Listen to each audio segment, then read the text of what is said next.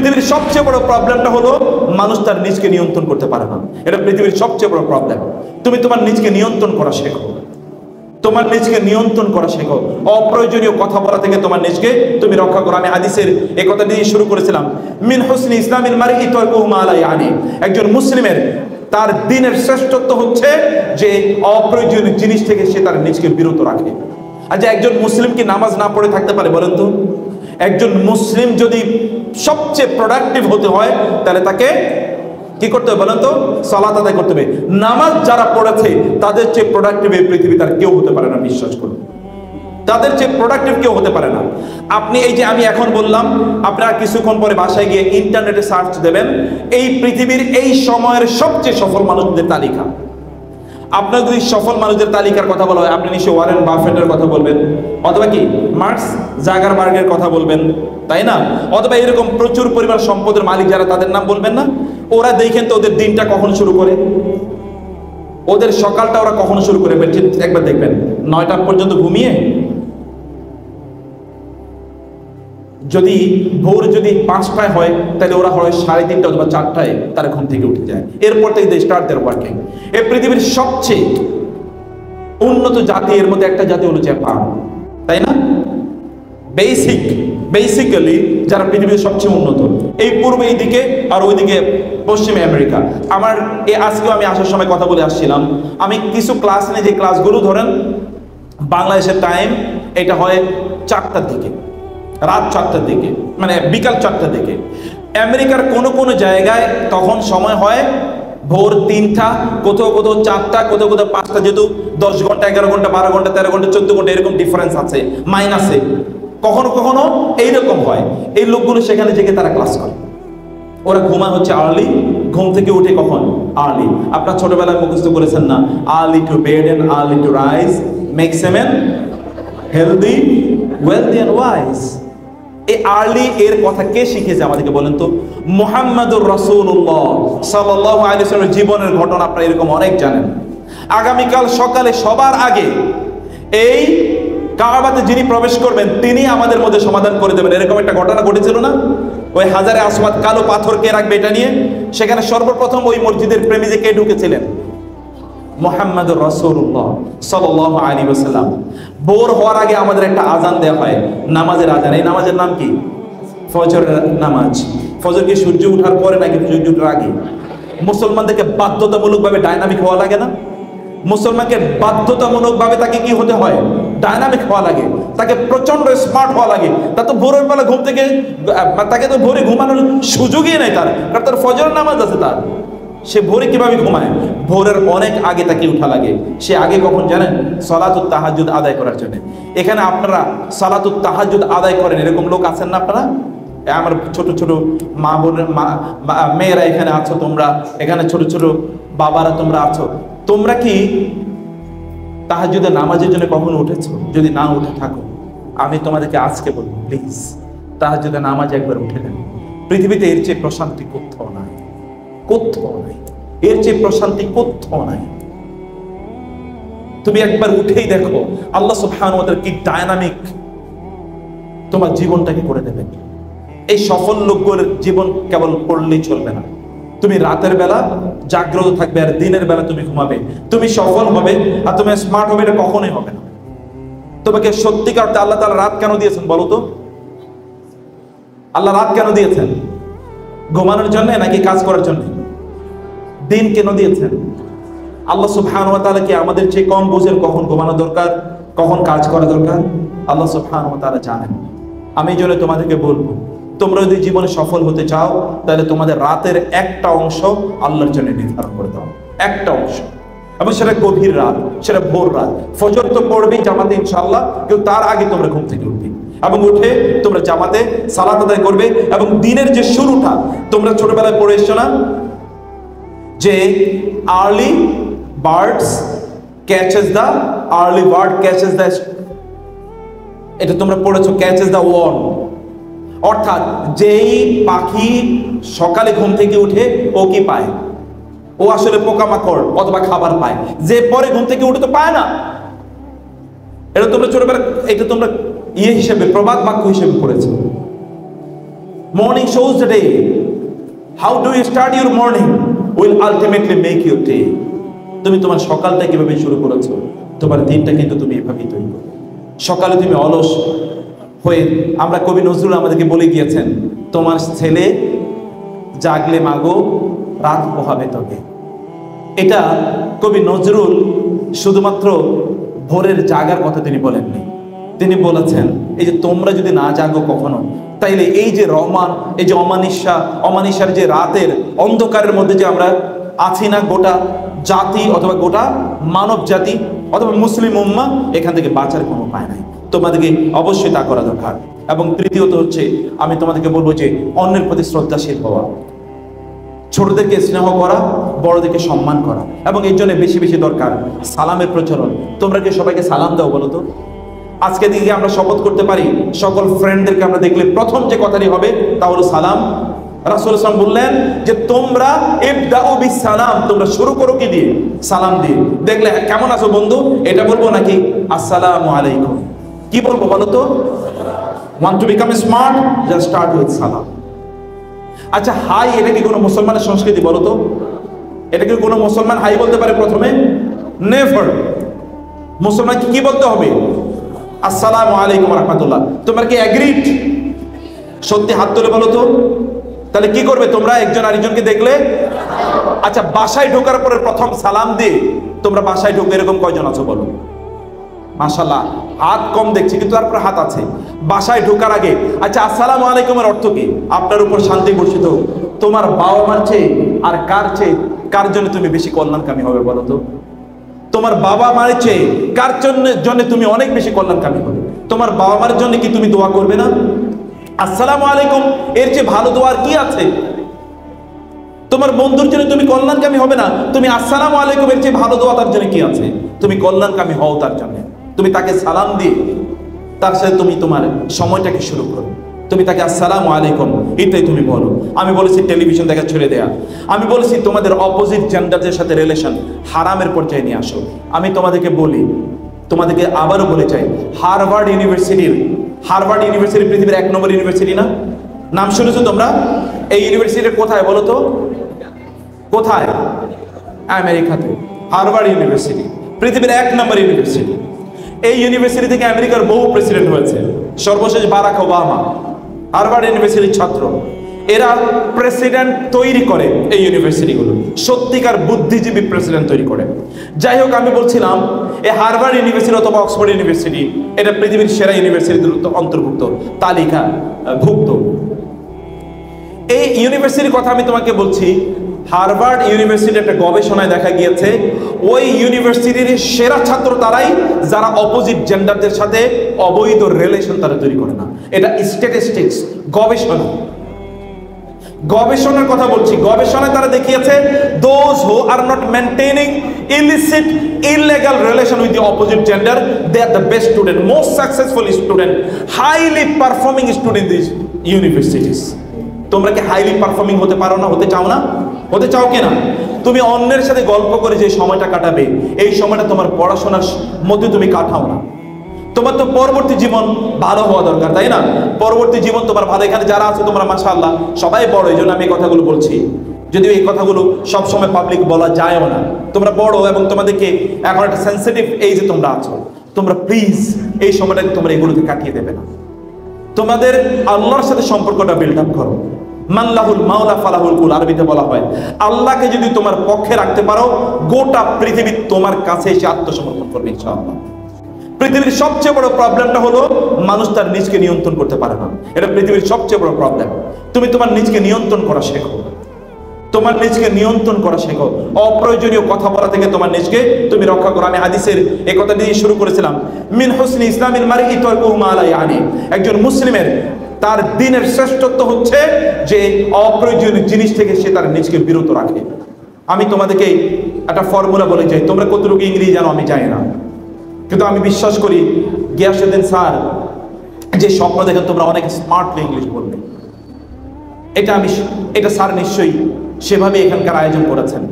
এবং তোমাদের নিজেকে আমি ইংরেজি ভাষা শিখলে তুমি অনেক ভালো চাকরি পাবে এবং লোকেরা তোমাকে বলে ইজ স্মার্ট, ভেরি স্মার্ট, আমি এই জন্য বলছি না। তুমি যদি ভাষা শেখো, কমপক্ষে তুমি এর মাধ্যমে মানুষের কাছে মানবতার মেসেজগুলো কমিউনিকেট করতে পারবে। মোস্ট অফ দ্য পিপল, যেহেতু এটা international language, it has become common day language, এটা এখন কমন প্লেস ল্যাঙ্গুয়েজ হয়ে গেছে, প্রত্যেকে কিছু না কিছু বুঝে।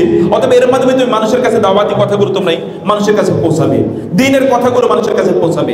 এই জন্যে তুমি ভাষাটি শিখবে। আমি তোমাদেরকে বলি, যদি তোমরা কমপক্ষে এই তথাকথিত আনপ্রোডাক্টিভ ওয়ে থেকে তোমাদের সময়কে ডেইলি 1 ঘন্টা কাট অফ করো, কাট অফ করে যদি তোমরা এই ভাষা শেখার জন্য ব্যবহার করো, তোমরা, আমি গ্যারান্টি দিচ্ছি তোমাদেরকে, তোমরা 6 মাসের মধ্যে ইংরেজি ভাষার জাহাজ হয়ে যেতে পারবে ইনশাআল্লাহ। এটা কি হওয়া সম্ভব না বলো তো? 6 মাসে প্রতিদিন যদি 1 ঘন্টা হয়, তাহলে 1 মাসে কয় ঘন্টা বলো তো? 30 ঘন্টা। 6 মাসে কয় ঘন্টা? 3 6 18, 180 ঘন্টা। 180 ঘন্টা লাগে না কোন একটা ভাষাতে দক্ষতা অর্জন করার জন্য। You never need 180 hours in order to become excellent in any language. It is English, or it is French, or it is Japanese, or it is Bangla, or it is Arabic. কোন ভাষা শেখার জন্য 180 hours rigorous এটা লাগে না, কিন্তু এটা তুমি করতে পারো। তোমাদের সময়গুলোকে তোমরা কাট অফ করে এই জায়গাগুলো তোমরা মেনটেন করবে। সবকিছুর উপর তোমরা আল্লাহকে প্রাধান্য দাও। সবকিছুর উপর কি কে প্রাধান্য দেবে বলো তো? তোমরা কাকে প্রাধান্য দেওয়া দরকার? আল্লাহকে প্রাধান্য দাও। আল্লাহকে যদি তুমি প্রাধান্য দাও, তাহলে আল্লাহ সুবহানাহু ওয়া তাআলা তোমাকে প্রাধান্য দেবেন। রাসূলুল্লাহ সাল্লাল্লাহু আলাইহি ওয়াসাল্লাম, আমিরে মুআবিয়া থেকে বর্ণিত হাদিসটি রাদিয়াল্লাহু তাআলা আনহু, তিনি মুসলিমের বর্ণনা, সহিহ মুসলিমের বর্ণনা। আমির মুআবিয়া রাদিয়াল্লাহু, তিনি মসজিদে ঢুকলেন, দেখলেন একদল লোক সেখানে বসে আছেন। তিনি তাদেরকে বললেন যে তোমরা কেন এখানে বসে আছো? তারা বলেন, জালাসনা নাযকুরুল্লাহ, আমরা এখানে বসে আছি, we are discussing remembering Allah, we are discussing the verses of Allah সুবহানাহু ওয়া তাআলা, আমরা আল্লাহ সুবহানাহু ওয়া তাআলার কথা এখানে বলছি। তখন তিনি তাদেরকে বললেন, আমি আল্লাহর কসম করে তোমাদেরকে জিজ্ঞেস করছি, মা আজলাসাকুম ইল্লা যালিক, এইটা ছাড়া অন্য কোনো উদ্দেশ্যে তোমরা এখানে বসোনি? তারা বলল, না, অন্য কোনো উদ্দেশ্যে বসেনি। তিনি বলেন, আমি তোমাদেরকে এই কথা তুহমাত আল্লাকুম, তোমাদের বিরুদ্ধে কোনো অভিযোগ অপবাদ দেওয়ার জন্য আমি তোমাদেরকে এটা প্রশ্ন করিনি, বরং আমি শুনেছি রাসূলুল্লাহ সাল্লাল্লাহু আলাইহি ওয়াসাল্লাম তিনি মসজিদে ঢুকেছিলেন, তিনিও দেখলেন একটা এরকম একটা জটলা এখানে বসে আছেন, তিনিও আমি তোমাদেরকে যেরকম প্রশ্ন করেছি তিনি তাদেরকে এরকম প্রশ্ন করেছেন, তোমরা কেন বসে আছো? তারা বলেন, আমরা এখানে আল্লাহর স্মরণের জন্য বসে আছি, আল্লাহ সম্পর্কে এখানে আমরা আলোচনা করছি। তিনি বলেন, তোমাদেরকে আমি আল্লাহর কসম করে বলছি, এছাড়া আর কোনো কারণে তোমরা বসোনি? তারপরে, না, অন্য কোনো কারণে আমরা এখানে বসিনি, কেবল আল্লাহর জন্য বসেছি। তিনি বলেন, আমি তোমাদেরকে তোমাদের বিরুদ্ধে অপবাদ দেওয়ার জন্য, অভিযোগের জন্য আমি এটি জিজ্ঞেস করিনি। জিবরিল আমার কাছে কিছুক্ষণ আগে আসলো এবং এসে আমাকে বলল, আল্লাহ সুবহানাহু ওয়া তাআলা ফেরেশতাদের সাথে তোমাদেরকে নিয়ে গর্ব করছেন। এটা মুসলিমের হাদিস, সহিহ মুসলিমের হাদিস। আল্লাহ ফেরেশতাদের সাথে তোমাদেরকে নিয়ে গর্ব করছেন। ইন্নাল্লাহু ইউবাহি বিকুমাল মালাইকা, আল্লাহ তোমাদেরকে নিয়ে গর্ব করছেন। তোমরা কি তোমাদের নিজেকে এই জায়গায় নিয়ে যেতে পারো না? যা এই জায়গায় নিয়ে যেতে পারো না? তোমরা বলো তো, পারো কিনা? পারো, তাহলে করতে হবে তোমাদেরকে কি করতে হবে? আল্লাহর জন্য তোমাদের কিছু সময় বরাদ্দ করে রাখতে হবে। আল্লাহ সুবহানাহু জন্য কিছু সময় বরাদ্দ করে রাখা। বাবা মার সাথে সম্পর্ক কেমন তোমাদের? সবাই যাদের সম্পর্ক খুবই ভালো তারা হাত তোলো দেখি। মাশাআল্লাহ, আলহামদুলিল্লাহ, প্রাণ জুড়িয়ে গেল। রাসূলুল্লাহ সাল্লাল্লাহু আলাইহি ওয়াসাল্লাম বলেছেন, কেউ যদি চায় তার রিজিকের মধ্যে বারাকা হোক, তার হায়াতের মধ্যে বারাকা হোক, তাইলে সেই জন্য আত্মীয়তার সাথে আত্মীয়দের সাথে সম্পর্ক ভালো রাখে। পিতা মাতার চেয়ে পরম আত্মীয় কে আছে এই পৃথিবীতে? পিতা মাতার চেয়ে পরম আত্মীয় এই পৃথিবীতে আর কে আছে? পিতা মাতার সাথে সম্পর্ক ভালো রাখলে আল্লাহ সুবহানাহু ওয়া তাআলা তোমার হায়াতের মধ্যে বারাকা দেবেন এবং তোমার রিজিকের মধ্যে আল্লাহ তাআলা বারাকা দেবেন। এটা রাসূল সাল্লাল্লাহু আলাইহি ওয়াসাল্লাম বলেছেন সহিহ হাদিস। অতএব তোমাদের এই কাজটি করা দরকার, তাদের সাথে সম্পর্ক বাড়ানো। এবং সর্বশেষ যেটা তোমাদেরকে বলবো তা হলো যে তোমরা কোরআন তেলাওয়াত করো। কোরআন তেলাওয়াত করতে পারো না এরকম কেউ আছো এখানে? কোরআন তেলাওয়াত করতে পারো না? আমি তো ওকে দেখে মুগ্ধ হয়েছি তার তেলাওয়াত শুনে। আমার বিশ্বাস সবাই এরকম সুন্দর করে তেলাওয়াত করতে পারে। এরকম তেলাওয়াত করতে পারা উচিত না আমাদের সবার? ইনশাআল্লাহ সুন্দর করে কোরআন তেলাওয়াত করো। তুমি যদি আল্লাহর সাথে কথা বলতে চাও তাহলে নামাজে দাঁড়িয়ে যাও।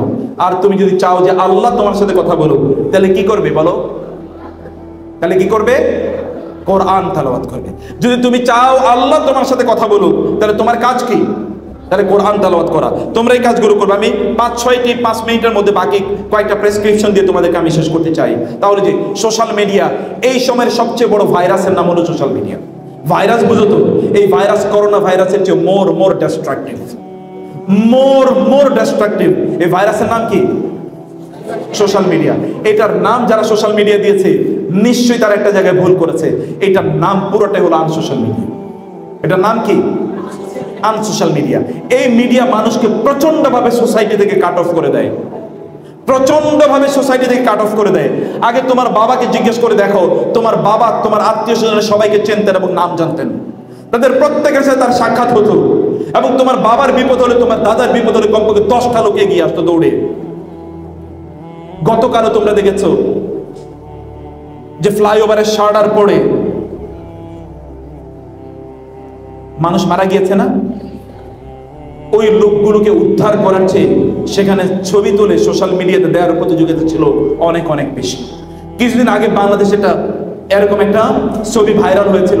একটা মেয়ে, একজন নারী, তিনি যাচ্ছিলেন, তাকে ছিনতাই করছে। ওই নারীকে বাঁচানোর পরিবর্তে ওইখানে কয়েকশো লোক তারা কেবলমাত্র ওটা ভিডিও ধারণ করছে। একটাই প্রতিযোগিতা, কে এটাকে ধারণ করে কত দ্রুত সোশ্যাল মিডিয়াতে এটা আপলোড করে দেবে। এটা কি কোনো সুস্থতা নাকি অসুস্থতা বলো তো? এটা একটা চরম অসুস্থতা, একটা চরম অসুস্থতা। এই অসুস্থতা আমাদেরকে তথাকথিত সোশ্যাল মিডিয়া বানিয়ে দিয়েছে, অ্যাডিক্টেড বানিয়ে দিয়েছে। মনে রাখবে, অ্যাডিকশন কেবলমাত্র মাদক দ্রব্যের মাধ্যমে হয় না, অ্যাডিকশন কিন্তু আরো অন্যান্য মাধ্যমে হয়। এখনকার সবচেয়ে বড় অ্যাডিকশন, এর নাম হলো সোশ্যাল মিডিয়া। মানুষগুলো মাতালের মতো হয়ে যায়। তোমরা দেখবে যে এরকম হাজার হাজার ঘটনা, পাশাপাশি দুজন বসে তারা বাসে হয়তো বা যাচ্ছে বা প্রাইভেট পাবলিক কোনো তারা ট্রান্সপোর্টে তারা যাচ্ছে, 5 ঘন্টা 6 ঘন্টা দুজন পাশাপাশি বসে আছে, একটা শব্দ দুজন মাঝে বলে না। এটা কোনো অসুস্থ সমাজের চিত্র হতে পারে, কোনো সুস্থ সমাজের চিত্র এটা হতে পারে না। এটা কোনো সুস্থ সমাজের চিত্র হতে পারে না। এটাই হচ্ছে। এবং এভাবে আমরা আমাদের সময়গুলোকে ধ্বংস করে দিচ্ছি। তোমার হাজার ভার্চুয়াল ফ্রেন্ড আছে, কিন্তু তোমার অ্যাকচুয়াল ফ্রেন্ড একজনও নাই। এটা কেমন জীবন? এটা কেমন জীবন? অথচ তোমাকে তো উত্তম বন্ধু গ্রহণ করা তোমার জন্য এটা তোমার এই পৃথিবীর শ্রেষ্ঠতম কাজ ছিল। ওমর রাদিয়াল্লাহু আনহু একটা বর্ণনা আছে, তিনি বলছেন এই যদি না থাকতো, আমার যদি আমার যদি ভাই এমন গভীর বন্ধুত্বওয়ালা বন্ধুরা না থাকতো, ভাইয়েরা না থাকতো, তাহলে এই পৃথিবীতে আমার বেঁচে থাকার স্বাদ থাকতো না। তো তোমার এরকম কয়জন বন্ধু আছে যারা অ্যাকচুয়াল ফ্রেন্ড, তোমার বিপদে ওরা সত্যিকার অর্থে এগিয়ে যাবে? সব ভার্চুয়াল ফ্রেন্ড, এদের কারোই খবর নাই। এটা এমন একটা সমাজ, অথবা এটা একটা বিশাল বড় একটা অ্যাডিকশন আমাদের জন্য তৈরি করছে। এই অ্যাডিকশন থেকে বাঁচতে হবে তোমাদেরকে। এটা একটা ভয়ঙ্কর অ্যাডিকশন, এবং এটা একটা মরণ ফাঁদ তৈরি করেছে আমাদের জন্য। বাংলাদেশে কয়েকদিন পর্যন্ত দেখেছো না, প্রেমের টানে ওই দেশ থেকে এগিয়ে এসেছে। এটা কোনো মুসলমান সমাজের শব্দ হতে পারে? কোন মুসলমান সমাজে এরকম শব্দ কিভাবে উচ্চারিত হয়? সমাজ যদি পচে যায় তাইলে কেবলমাত্র এগুলো শব্দ উচ্চারিত হয়। আর মুসলিম তথাকথিত মুসলিম সাংবাদিকরা পর্যন্ত এগুলোকে ফলো করে প্রচার করে। আবার অনেকে এটাকে নিয়ে তারা এগুলো কিনে মজা তারা দেখে, এবং এগুলো অসুস্থ একটা সংস্কৃতি সমাজে তৈরি করে দিচ্ছে। কোত্থেকে এগুলো আসলো? এই তথাকথিত সোশ্যাল মিডিয়া পরিবারগুলোকে ধ্বংস করে দিচ্ছে। পরিবারগুলোকে বাংলাদেশের, তোমরা তো ছোট মানুষ, এখন তোমরা অনেক কিছু জানো না। বাংলাদেশের পরিবারগুলো প্রায় বিধ্বস্ত অবস্থায় আছে এই সোশ্যাল মিডিয়া। বাংলাদেশের মতো একটা কনজারভেটিভ সোসাইটিতে সোশ্যাল মিডিয়া যদি এমন করতে পারে, তাহলে অন্য দেশগুলো যেখানে কোনো পারিবারিক কোনো বন্ধনই নাই, সেখানে কোনো ফ্যামিলি বন্ডিংই নাই, ওই সমাজগুলোর অবস্থা কি বলো? সেগুলো আরো ধ্বংসের দ্বার প্রান্তে এগিয়ে গিয়েছে, সেগুলো ধ্বংসের দ্বার প্রান্তে চলে গেছে। এগুলোতে বাঁচার জন্য তোমাদেরকে সোশ্যাল মিডিয়া, এই আনসোশ্যাল মিডিয়া, এগুলো থেকে তোমাদেরকে দূরে থাকতে হবে। এই গোটা পৃথিবীকে অস্থির করে রাখছে এই তথাকথিত সোশ্যাল মিডিয়া। বিশ্বাস করো, গোটা পৃথিবীকে অস্থির করে রাখছে। এত মিথ্যাচার কেবলমাত্র সোশ্যাল মিডিয়ার মাধ্যমে ছড়ায়, কেবলমাত্র সোশ্যাল মিডিয়ার মাধ্যমে ছড়ায়। আচ্ছা, সোশ্যাল মিডিয়ার এত সংবাদ জেনে তোমার লাভ কি? তুমি তো তোমার নিজের ব্যাপারেই জানো না। সক্রেটিস নাকি বলেছে নো দাই সেলফ। এটা সক্রেটিস বলেছে না কে বলেছে আমার জানা দরকার নাই। আল্লাহ সুবহানাহু বলেছেন তুমি তোমার নিজের ব্যাপারে, অফি আনফুসিকুম, তোমার নিজের ব্যাপারে তুমি চিন্তা করো। আমার নিজের ব্যাপারে কি আমি কখনো চিন্তা করেছি? আল্লাহ সুবহানাহু ওয়া তাআলা বলেছেন ইয়া আইয়ুহাল ইনসান মা গাররাকা বিরাব্বিকাল কারীম আল্লাযী খালাকাকা ফাসাওয়াকা ফাআদালাক ফালইয়ানজুরিল ইনসানু মিম্মা খুলিকা মিম্মা ইন দাফিক ইয়াখরুজু মিন বাইনি সুলবি ওয়াত তারাইব। আল্লাহ তাআলা বলেছেন মানুষ তার নিজের সৃষ্টি সম্পর্কে চিন্তা করা দরকার। তাকে আমি কি থেকে সৃষ্টি করেছি? আমি তাকে কি থেকে সৃষ্টি করি? তুমি তো তোমার নিজেরই জানো না। তুমি গোটা পৃথিবী জেনে তোমার লাভ কি? অন্য কোথায় কি হচ্ছে না হচ্ছে এটা জেনে তোমার লাভ নাই। তোমার পূর্বপুরুষদেরকে, তোমার দাদা যদি বেঁচে থাকে, দাদি যদি বেঁচে থাকে, নানা বেঁচে থাকলে, নানি বেঁচে থাকলে, তাদেরকে একবার জিজ্ঞেস করে দেখো তাদের লাইফটা কেমন গিয়েছে। তারা প্রচন্ড শান্তির মধ্যে, প্রশান্তির মধ্যে তারা কাটিয়েছে। কিন্তু এখন কোনো শান্তি নাই। তার মানে কি তুমি মিডিয়ার পার্ট হবে না? সোশ্যাল মিডিয়াকে তুমি নিয়ন্ত্রণ করবে না? করবে, করবে, অবশ্যই করবে। তা কি জন্যে? তা তোমার কল্যাণের জন্য। For the sake of, for example spreading Islam, আমরা সোশ্যাল মিডিয়া ব্যবহার করি। কিন্তু আমি তোমাদেরকে এখানে যারা আছো তোমাদেরকে আমি বলে যাই, আর বলা হয়, আরবরা বলে ইউরাফুর রাজুল বিসওয়াদিহি, ইংরেজিতে বলা হয় a man is known by the company he keeps. তোমার বন্ধুদের মাধ্যমে তুমি পরিচিত হবে। আমি তোমাদেরকে বলি, তোমাদের ফেসবুকের প্রোফাইলটা আমাকে বলে দিও, একবার বলো, আমি প্রোফাইলটা দেখে বলে দেবো তুমি কেমন চরিত্রের মানুষ। আর কিচ্ছু বলা লাগবে না আমাকে। তুমি গত 20 দিন তোমার ফেসবুকে কি লিখেছো, কি বলেছো, এটাই বলে দাও what sort of personality you are. তুমি কেমন মানুষ, কেমন ব্যক্তিত্ব, এটা তারই প্রমাণ করে। উগ্রবাদীদের ফেসবুকে দেখবে উগ্র কথা বলছে, রাজনীতিবিদের ফেসবুকে গেলে তুমি রাজনীতি দেখবা, যে সিনেমা নাটক করে ওইখানে তার ওইটাই তুমি দেখতে পাবা, যে অশ্লীলতা করে ওর ফেসবুকে ওটাই প্রমোটেড হয়, আর যে দিনের কথা বলে তার ওইখানে কেবল দিনের কথা, কেবল কোরআনের কথা, হাদিসের কথা। অর্থাৎ তার ফেসবুকটা তার চরিত্র কিনা বলো তো? তার ফেসবুকটা তার ফেস, বুক না থাকলেও ফেস আছে। এখনকার ছাত্রদের মধ্যে একটাই আছে, ওরা বুক হারিয়ে ফেলছে, এখন শুধুমাত্র ফেসবুক নিয়ে আসে, নাই এরকম? এখন বই বাদ, এখন শুধু ফেসবুক, বুক একটাই, তা হলো ফেসবুক। এটা না লাগে কোনো টেবিল, না লাগে কি কোনো কলম, কেবল একটা স্মার্টফোন থাকলেই চলে, আর কিচ্ছু লাগে না। এইরকম ফেসবুক তোমাদের দরকার নাই। মেক ইউর ফেস রিয়েল বুক। তোমার ফেসটাকে সত্যিকার তো তোমরা বই বানাও। ফেসবুক ব্যবহার করার আগে তোমার নিয়তটা ঠিক করো। আল্লাহর কসম করে বলছে, নিয়ত যদি তুমি ঠিক না করো, এটা তোমার কোনো কাজে লাগবে না, না দুনিয়াতে না আখিরাতে, বরং আখিরাতে গেলে তোমার জন্য ডেঞ্জারাস হয়ে যাবে। কারণ আল্লাহ সুবহানাহু তোমাকে বেহুদা তৈরি করে না, এমনি কোনো কাজ নাই।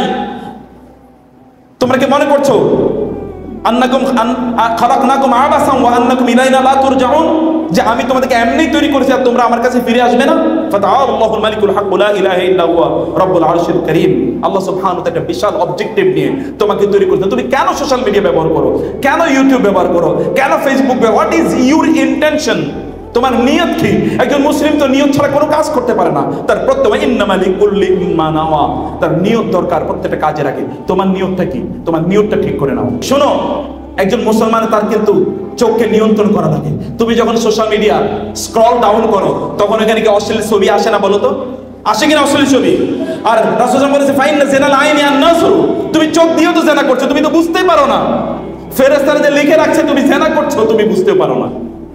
এটা জেনা, চোখের জেনা আছে এখানে। তুমি দেখছো তোমার ফেসবুকে তোমার ছবিগুলো আপলোড করছো, ফেসবুকে কিন্তু রাসূল বলেছেন মুসলিমের হাদিস আল আইনু হাক্কুন, তোমার একটা চমৎকার ছবি তুমি সেখানে দিয়ে রাখলে, এই ছবি দেখে অন্য কেউ তোমাকে কি করতে পারে? তোমার চোখ লাগাতে পারে, এবং তুমি এর কারণে অসুস্থ হয়ে যেতে পারো। তুমি এর কারণে কি হতে পারো? অসুস্থ। অপ্রয়োজনে তোমার এটা দরকার নাই। তো তুমি কোথাও আড্ডা দিতে গিয়েছো, বন্ধু বান্ধবরা ঘুরতে গিয়েছো, সব ফেসবুকে জানাইতে হবে? আল্লাহরে দুই একটা জানাও না please. Communicate with Allah rather than with the people. তোমার 10টা 50টা 1000 10,000 10 কোটি লাইক করলে তোমার লাভ কি? এই পৃথিবীতে বহু লাইক করে আছে, আমি তাদেরকে জানি। আল্লাহ সুবহানাহু ওয়া তাআলার দৃষ্টি তার এত এত ঘৃণিত যে জাহান্নামের সর্বনিম্ন জায়গায় ওদেরকে পাঠাইলো। জাহান্নামের কি? জাহান্নামের লস, জাহান্নাম চাইবে না যে আমি এদেরকে পাই। জাহান্নাম বলবে এদেরকে আমার কাছ থেকে দূরে সরানো। এরকম লোকের লাইকের অভাব নাই, আছে না এরকম? তুমি সিনেমা নাটক যারা করে, অশ্লীলতা যারা করে, দেখবা লাইকের অভাব নাই। তুমি এত লাইক, আল্লাহ সুবহানাহু কয়টা লাইক দিচ্ছেন তোমাকে, তার পিছনে তুমি ঘুরো। মানুষ লাইক দিলে তোমার লাভ কি? মানুষ তোমার পক্ষে কমেন্ট করলে লাভ কি? আল্লাহ তোমার পক্ষে কতটুকু কমেন্ট করছে? রুব্বা মারুফিন ফিস সামা মাজহুলিন ফিল আরদি ওয়া রুব্বা মাজহুলিন ফিল আরদি মারুফুন ফিস সামা। অনেক লোক আছে দুনিয়ার কেউ চেনে না, কিন্তু আল্লাহ তাআলা তাকে চেনেন, আসমানবাসীরা তাকে চেনে। অনেক লোক আছে দুনিয়ার সবাই তাকে চেনে, কিন্তু আল্লাহর আসমানে যারা আছে কেউ তাকে চেনে না। তুমি কি এমন মানুষ হতে চাও? না তুমি এমন হতে চাও যে তোমাকে কেউ চেনুক না চেনুক, কমপক্ষে তোমার রব তোমাকে চেনে এবং ফেরেশতারা তোমাকে চেনে, এটি তোমার জানা দরকার। আমি লাস্ট আবারও তোমাদেরকে বলি, আমার এখানে আমার মেয়ে এবং ছেলেদের তুল্য তোমরা প্লিজ এই সোশ্যাল মিডিয়াকে তোমরা হারাম কাজে ব্যবহার করো না, হারাম রিলেশন তৈরি করার জন্য তোমরা এটাকে ব্যবহার করো না প্লিজ। অপ্রয়োজনীয় কথা বলার জন্য এটা ব্যবহার করো। ফেসবুকে তোমার মনে কষ্ট, ফেসবুকে একটা পোস্ট দিলা, এই পোস্ট কাকে তুমি শুনাই দাও? মহান আল্লাহ যদি তোমার উপর অসন্তুষ্ট হয়ে যান, তুমি আমাকে বলে না, এটাও কিন্তু শিরক হতে পারে। আমি বলে গেলাম, এখানে বড় শেখ বসে আছেন, তুমি আল্লাহকে শোনালে না অন্য মানুষকে শুনি, অন্য মানুষের কাছ থেকে সিম্পথি পেতে চাও, আল্লাহকে তুমি চাইলে না। ওয়া আন্নাল মাসাজিদা লিল্লাহি ফালা তাদউ মা আল্লাহি আহাদা আম্মা ইউজিবুল মুত্তাররা ইযা দাআহু ওয়া ইয়াকশিফুস সু ওয়া ইয়াজআলুকুম খুলাফা আল আরদ ইলাহুম মা আল্লাহ। আল্লাহ ছাড়া তুমি কার সাহায্য চাও? সাহায্য তো করবেন তোমাকে আল্লাহ। তোমার কষ্টের কথা তুমি আল্লাহকে বলতে পারলে না, তুমি আল্লাহকে বলার আগে অন্য কাউকে বলো। তোমার ঈমান আসলে ইসলাম কোথায়? এগুলো কিসের ঈমান, কিসের ইসলাম? এগুলো কোনোটাই না। তুমি মানুষের কাছে দোয়া চাইতে পারো, that is a different issue, but you should seek the support of your lord first. তোমার রবের সাপোর্ট তোমাকে প্রথম চাওয়া দরকার এবং তার কাছে তোমাকে প্রথম ধর্ণা দেওয়া দরকার। অনেক ইস্যু ছিল আলোচনা, আমি কয়েকটি জায়গা থেকে ক্ষুদ্র ক্ষুদ্র কথা তোমাদেরকে বললাম। তোমরা এগুলোতে সব কিছুতে অ্যাগ্রিড তো নাকি? আমি সবাই কথা বলতে হবে, আমি কোরআন হাদিসের বাইরে কিচ্ছু বলি নাই। এগুলো সব কিছুতে অ্যাগ্রিড তো ইনশাআল্লাহ? এগুলো সব মেনে চলবে তো ইনশাআল্লাহ? তোমরা এমন মা হও যাদের পেট থেকে ওমর ইবনে আব্দুল আজিজরা জন্ম নেয়। তোমরা এমন বাবা হও যাদের পেট থেকে আব্দুল্লাহ ইবনে ওমর অথবা আব্দুল্লাহ যাদের ইয়ে থেকে, যাদের ঔরস থেকে আব্দুল্লাহ ইবনে ওমর অথবা আব্দুল্লাহ ইবনে আব্বাসদের জন্ম হয়। এমন তোমরা হতে পারো না? হতে পারো কিনা ইনশাআল্লাহ? আল্লাহ সুবহান তোমাদেরকে এভাবে কবুল করে নিন, আমিন। هذا وصلى الله سبحانه وتعالى نبينا محمد وعلى آله وصحبه أجمعين.